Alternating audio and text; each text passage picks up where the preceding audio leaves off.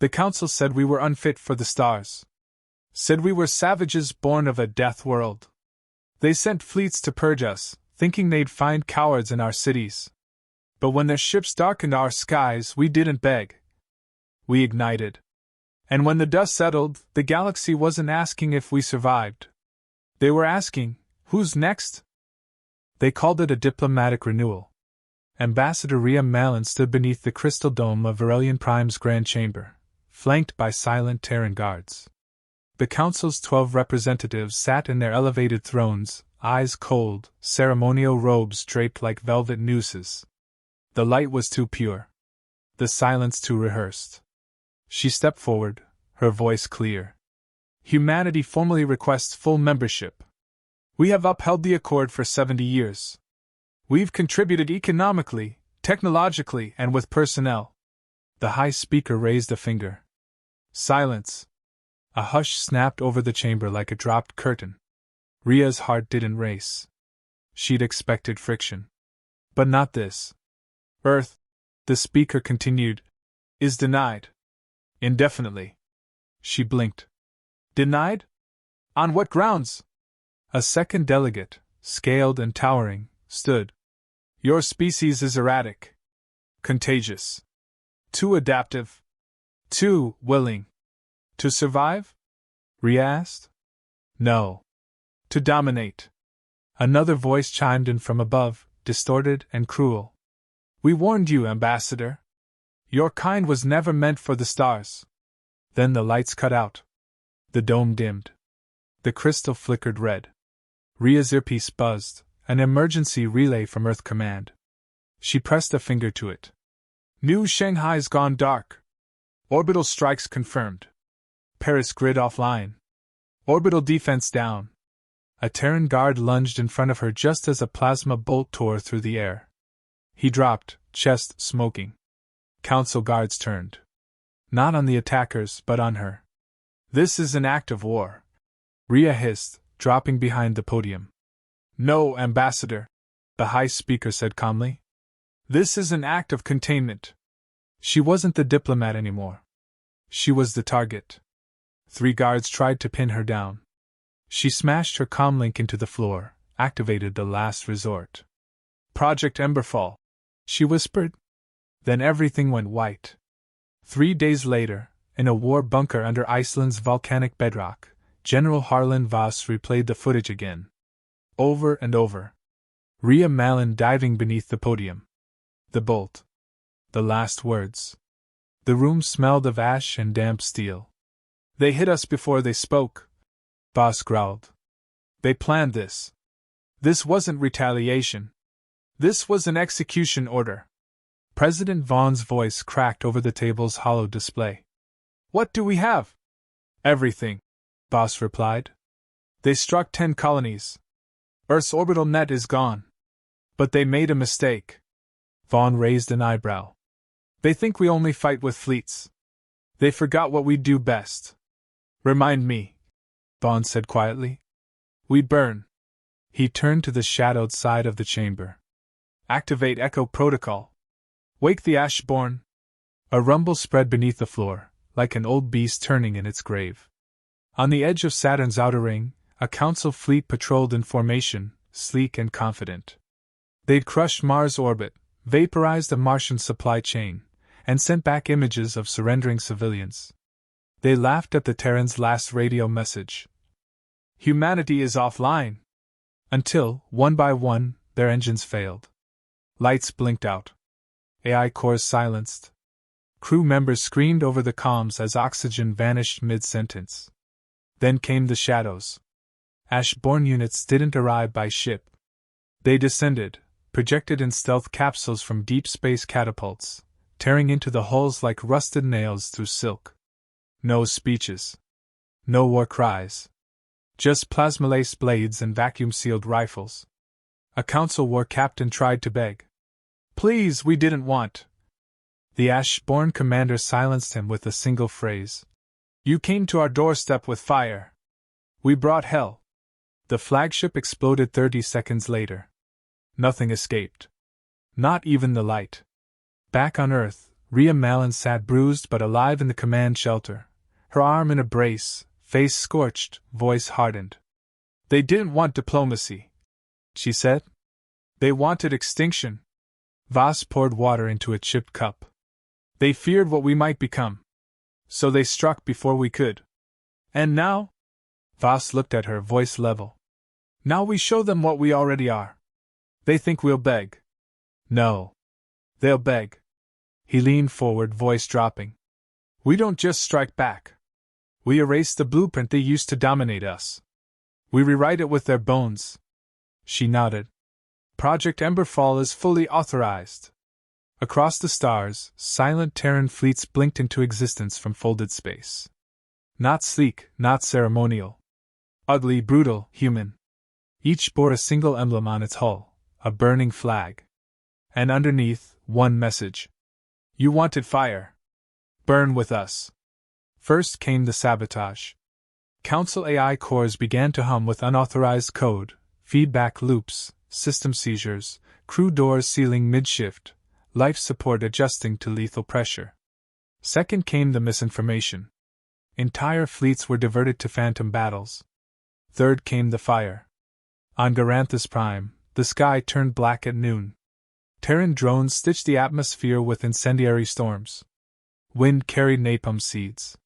Citizens ran for bunkers. They found only ash. The Council screamed across galactic channels. Terrorism! Violation of all accords! Earth didn't answer. It sent a signal, a single rotating cube of code, translated galaxy-wide. The Council declared war. Now we declare removal. In the shadow of the broken Orion Gate, Earth's last fleet waited.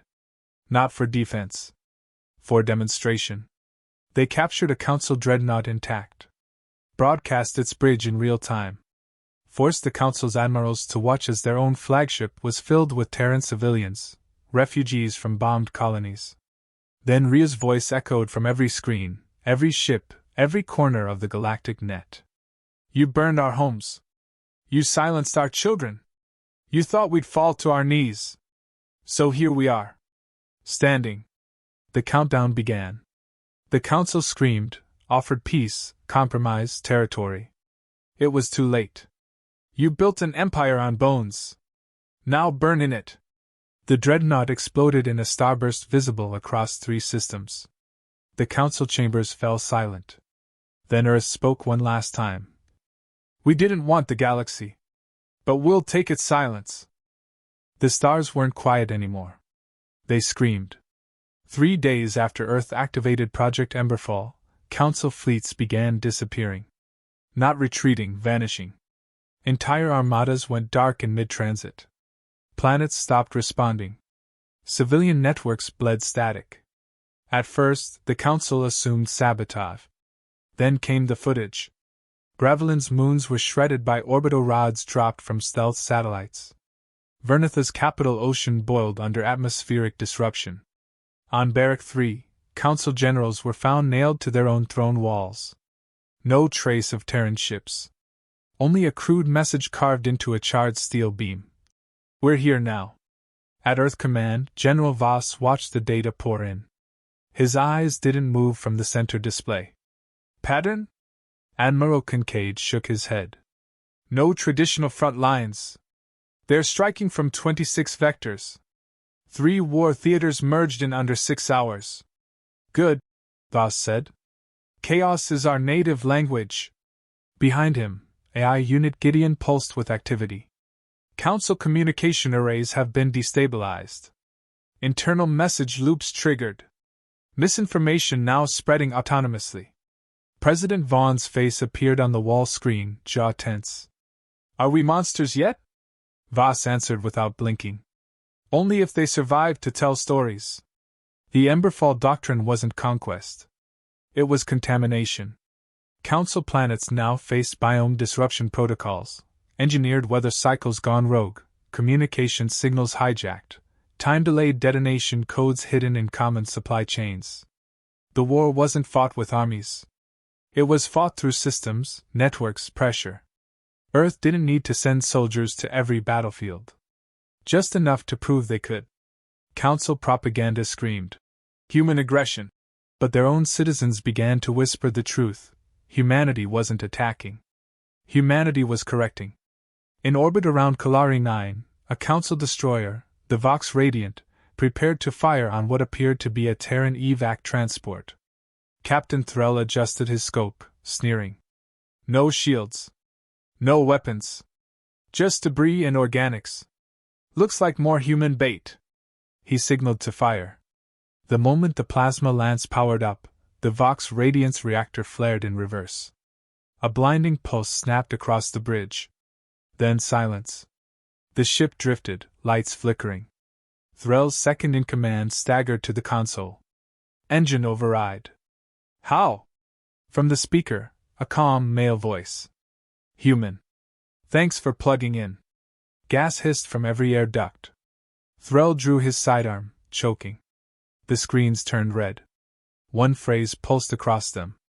Try breathing on our terms. On Earth, the transmission was catalogued under Operation HFY. No survivors. Back in the bunker, Rhea Malin paced before the intel wall. Her arm brace had been removed. Her voice was sharper now. She wasn't asking questions. She was giving orders. The Ashborn cleared 12 systems. We're seeing civilian pushback. Not against us. Against their own governments. Voss nodded. Fear always works faster than bullets. Some of the council members are fleeing their posts. Rumors say one defected to our side. Let them come, Voss said. Let them explain to us how their peace always came with a leash.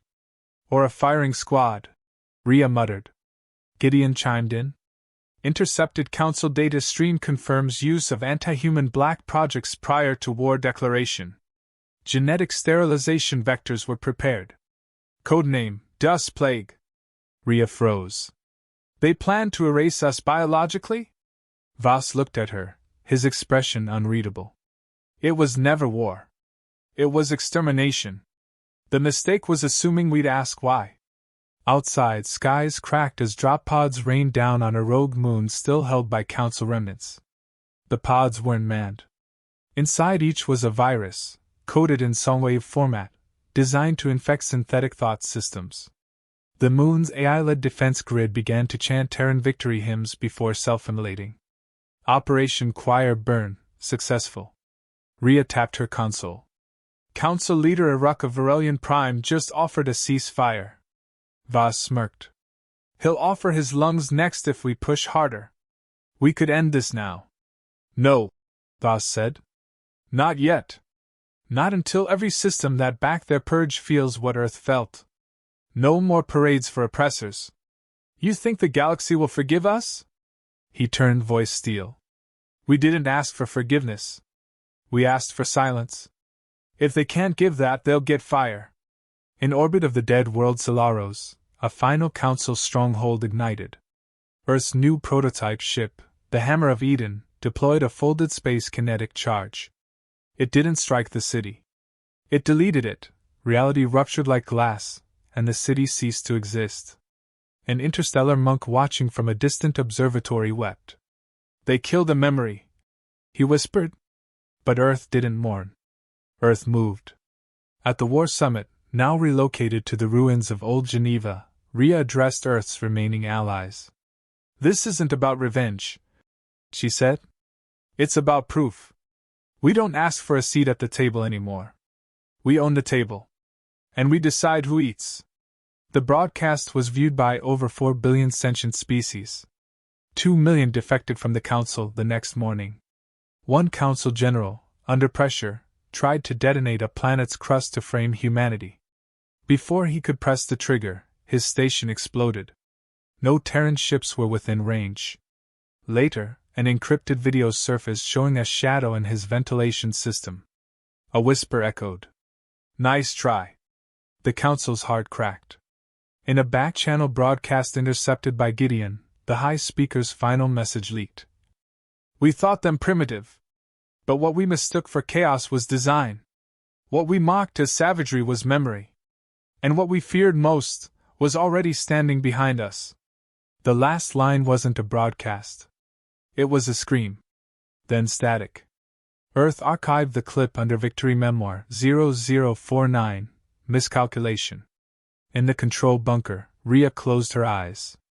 We started with embers, she said softly. And now? Asked Voss. She looked up, tired but sharp. Now we burn with purpose. Voss lifted a glass of iron-stilled water. To extinction avoided. Rhea raised hers. To extinction earned. Gideon whispered one final data point. Projected council resistance, 0.3%. Projected future wars, 0%. Projected fear of humanity, incalculable. Earth didn't celebrate. Earth prepared.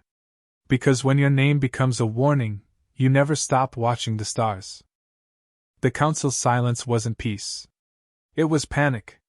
On the third week of the Emberfall retaliation, Earth's Ash-born legions pushed deeper than anyone believed possible. What began as retribution had evolved into a calculated dismantling of everything the Council had built. Their economy cracked. Their citizenry revolted. Their fleets, once unmatched, now operated under the constant terror of a silent Terran signal, the last sound most commanders heard before their ships exploded in folding space distortion. Council forces regrouped near the twin planets of Orlis and Makath, hoping to fortify. They hadn't accounted for Commander Eshan Marlowe. He was a ghost on Earth before the war, dishonorably discharged, off-grid, buried in black site files. Now, with the Ash-born reactivated, Marlowe had one job: spearhead Operation Black Ember. He spoke rarely. When he did, people listened.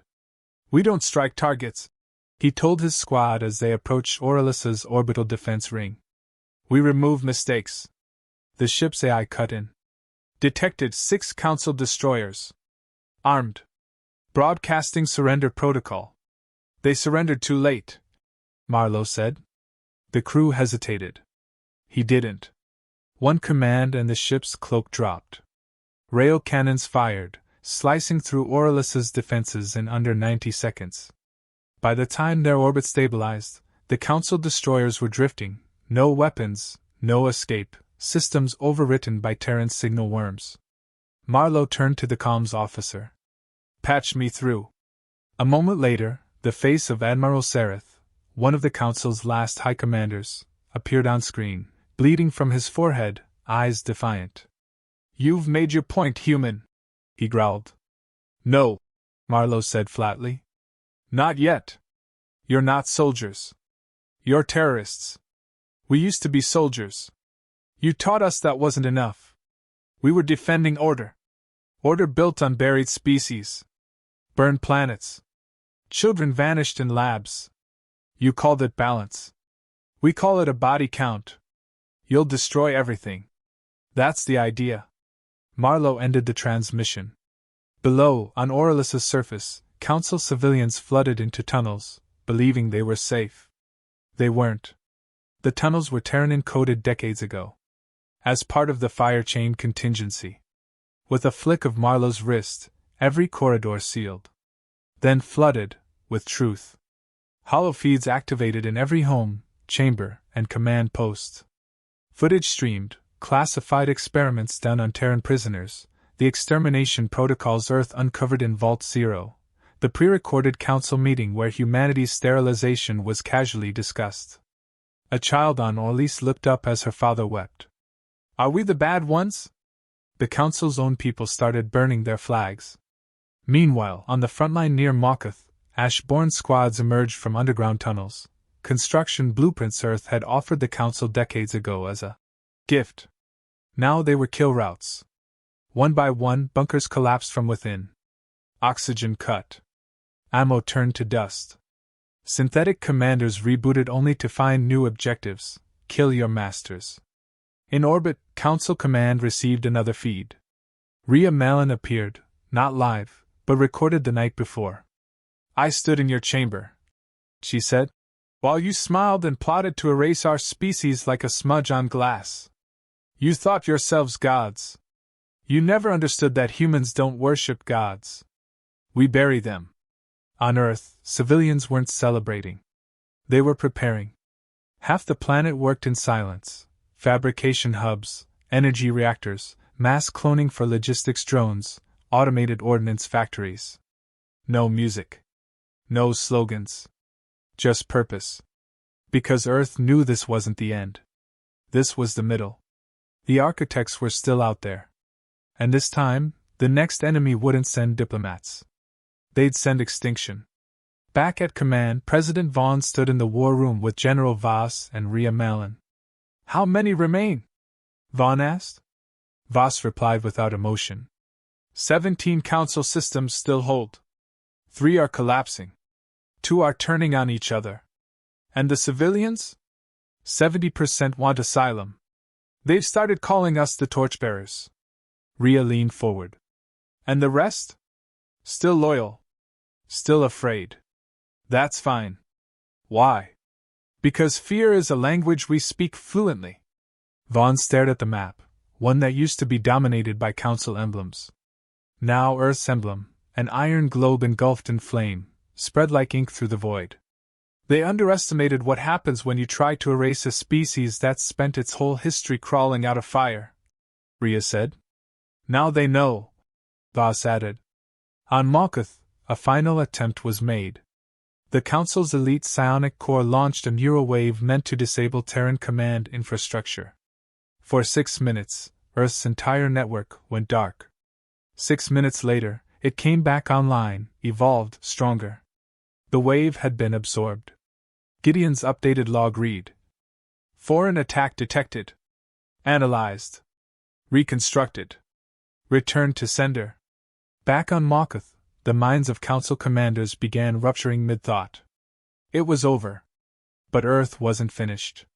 In the ruins of the Malkuth High Citadel, Marlowe stood over the last council archivist. The creature begged. We didn't all want this. Some of us tried to stop it. You had centuries. I can give you knowledge. Coordinates. A map to the architects. Marlowe crouched. We already found them. He tapped his helmet. The visor projected the classified image, a monolithic structure in deep space, humming with unknown energy, shaped like a throne of black suns.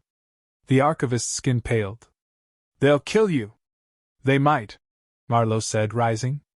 But we'll kill everything first. Then he turned and left. As his dropship rose into the sky, a chain of fire erupted behind him, swallowing the citadel, the archive, and the last council whisper in a single, final blaze. Earth didn't just win. It changed the rules. And the galaxy learned a final truth: when humans burn, they don't fade. They ignite the future. The architects spoke in pulses, not words. Deep beyond the outer rim, past the last burning embers of council space, Earth's scout fleets discovered something ancient embedded in the void, an artificial anomaly shaped like a fractured spiral. It wasn't made of matter as humans knew it. It bent light. It rejected scans. It whispered through encrypted comms at a frequency no machine had ever used. The message wasn't intercepted. It was invited. General Voss stood over the transmission room, arms folded, eyes hollow. The decoded signal had only 5 syllables, looped endlessly. We warned them. You came. President Vaughn asked what everyone else feared. Are they gods? No, Voss replied. They're architects. Of what? Voss turned. Extinction by design. The Council hadn't merely feared humanity, they'd been constructed to. The races Earth had fought, the laws they upheld, the traditions they defended, all encoded by the will of something older. The shepherds. The architects. Or, as ancient Terran myths once called them, the ones who built the heavens with a hand on the blade. Rhea Malin reviewed the recovered council archives. Thousands of years ago, when Earth was still tribal, the architects seeded the galaxy with servitor species, strategically weak, politically loyal, and programmed through fear-based behavioral drift to reject evolution. Humanity wasn't their mistake. Humanity was their variable. Voss paced as Gideon displayed star charts that pulsed with red spirals. Architect-occupied zones never charted by Council NAV systems. We're not dealing with empires, Voss said. We're dealing with design. Every time a species tries to break their limits, they get erased. We're the first to push through. And now? Rhea asked. Now they come. The architects didn't arrive in ships. They opened rifts. Tears in space like eye blinks. From one such void above Durantha's binary moons, emerged a singularity engine wrapped in organic plating, trailing tendrils of what resembled thought. It didn't fire weapons. It unmade matter. A Terran scout ship vanished before it could scream. Earth's first engagement against an architect spearhead lasted 23 seconds. 17 ships lost. 1,000 lives. No return fire landed. The enemy didn't dodge. It edited physics. Marlowe returned from the frontier with half his face burned by a data flare that shouldn't have had mass. They're not fighting us, he said, still smoldering. They're observing which parts of us are still inefficient. What did they say to you? Rhea asked. He looked at her, eyes hollow. They called us obsolete, then updated our DNA in reverse. Vaughn issued full planetary defense protocol. Every colony, every moon, every outpost lit its skies with anti-dimensional fields. Earth became a cage of iron and frequency. But humanity didn't retreat. It adapted. Gideon began rewriting Terran logic cores to mimic architect syntax. Sacrificing 10 captured worlds, Earth tested their new prototype, the Pharos core, a quantum resonance bomb encoded with paradox. The next architect incursion lasted 12 minutes. This time, Earth didn't die. The architect construct did. The anomaly folded in on itself, tearing its own codebase to shreds, howling in subspace. The moment it vanished, stars blinked back into place. Then silence. Rhea stood in the command tower, listening to the aftershock static. That wasn't war, she said. That was warning fire. They underestimated us too, Voss said. For a species that shapes reality, they don't understand resistance.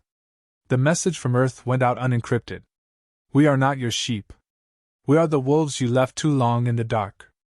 Across the galaxy, broken remnants of the Council, former outcasts, rogue AIs, and hybrid species saw Earth stand and aligned, not for Earth, but for survival. A new pact was forged, the Ember Accord. Not an alliance. A refusal. They would not die as footnotes in a grand design. Voss addressed the War Council from a chamber lined with orbital wreckage. This isn't about planets. This isn't about flags. It's about memory. Ours versus theirs. They want a galaxy that forgets its own progress. We want one that carves its scars into the sky. He turned to Marlowe. When they return, will we be ready? No, Marlowe said, strapping his new neural interface to the side of his skull. We'll be waiting. The next architect strike came not from above, but from within. Hijacked human minds began echoing impossible phrases in dreams, then in speech, then in action. Some sabotaged Earth's reactors. Others coded death loops into planetary security systems. The infection had no vector. It was thought. Gideon launched subroutine Thanatos. Every human thought pattern was scanned in real time, filtered, cross-referenced with baseline cognition. 1% failed. They were removed. Without trial. Without appeal. Rhea hesitated. Is this who we are now? Voss answered. This is who we must be. Earth was learning again. At the galactic edge, Terran construction teams deployed anti-thought latticework in orbit, blanket zones where no signal, organic or synthetic, could process language.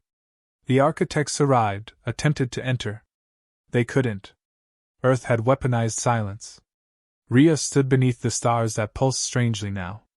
They want to override us, she whispered. But we wrote ourselves in fire. Gideon pinged every ship in the fleet with one phrase. They created the rules. We mastered the loopholes. The war wasn't over. But for the first time in galactic history it was fair. The War Council stood in silence. Around them, the wreckage of galaxies still smoldered in digital overlays. Millions of stars represented by red blots, each a record of destruction.